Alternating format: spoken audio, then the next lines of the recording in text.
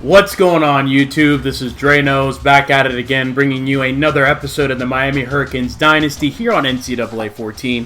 Appreciate you guys rocking with me as always. So as you guys can see, we did a little bit of work here, got an overlay here on my channel, just something that I figured would add a little bit more to the channel. I'll be honest, I didn't personally do it. One of my good friends actually did it for me. So if you guys are looking in the market to get some overlay work done, I'll leave his Twitter down below. Go ahead and check him out. He's done a great job with a couple projects for me with the overlay, and also for some stuff for my Twitch. Check him out below. He also does have a YouTube channel. I want to say he might start posting again, but he's more into like Call of Duty. So if that's something that you're really interested in, though, check that out below. Again, you know who you are. Appreciate you helping me out throughout this process. So now that we got that out of the way, just looking at, we're in the national championship game. We are playing against Baylor. So just going through some of the stats. Really, what this team really kind of takes pride in is really just their ability to, make plays on defense. Offensively, it was kind of a struggle. If you guys kept up with the series, it was kind of a struggle at the beginning.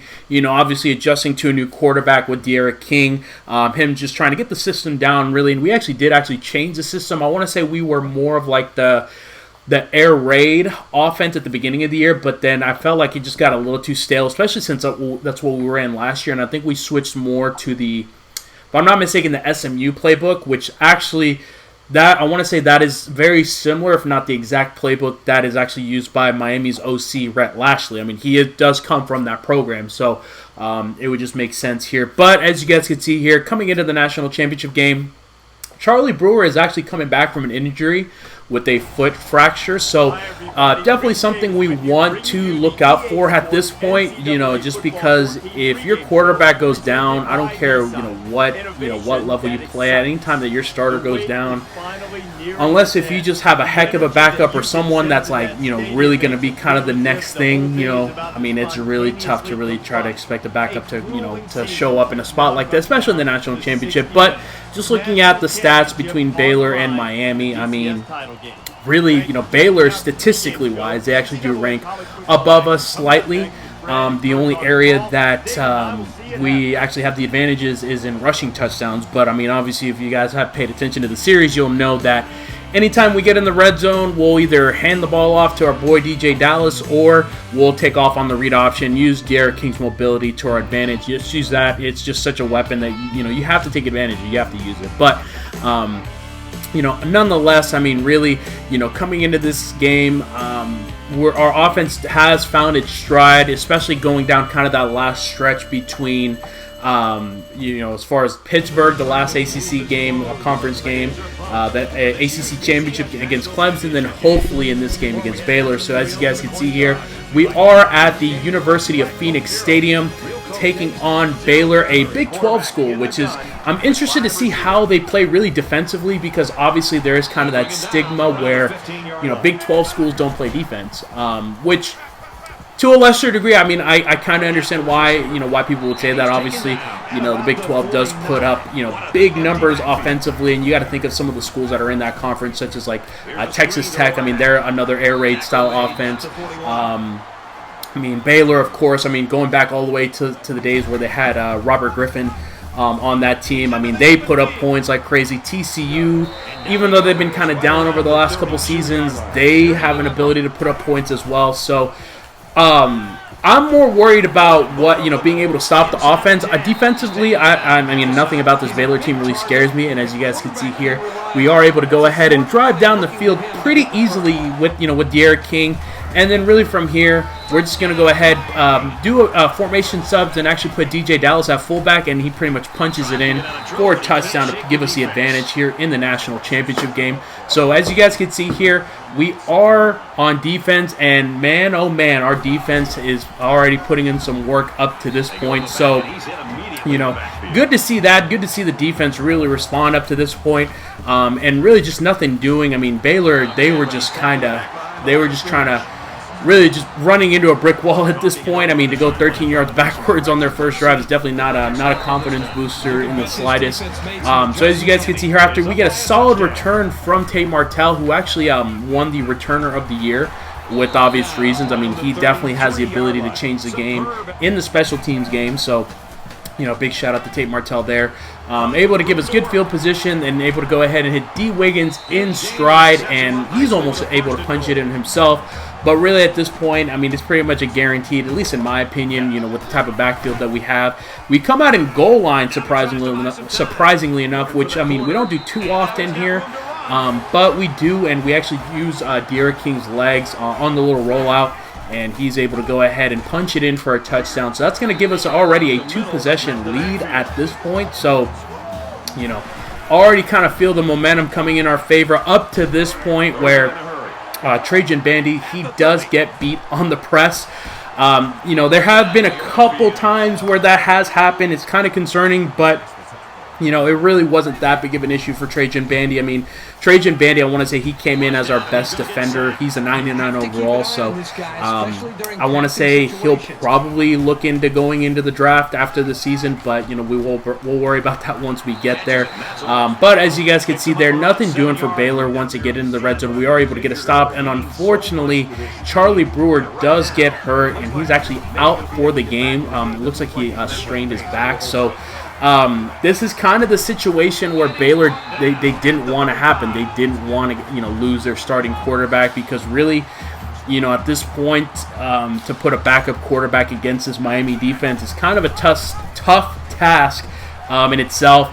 And especially, you know, considering how offensively, even with their starting quarterback, they kind of struggle to get things going up to this point. So, as you guys can see, I mean, really, Derek King is, you know, he's developed and come into his own as a pocket passer over the last couple weeks, and really from there, again, I want to say first and goal or something like that, able to go ahead and hand it off to DJ Dallas for his second touchdown of the season, and then the very next play on their Baylor's opening, or one of Baylor's drives, we're able to get a pick six. If I could get my turnover chain, I would. I want to say it's like back there somewhere, but let's just imagine that I put it on.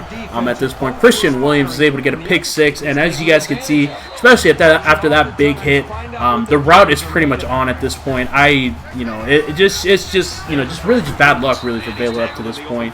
And really just kind of how the way that this game, you know, kind of went on after this point. I mean, in my opinion, and probably what a lot of you guys would probably say as well, is that probably the Clemson game might have been more of a national championship game than this game, just considering how close that game was.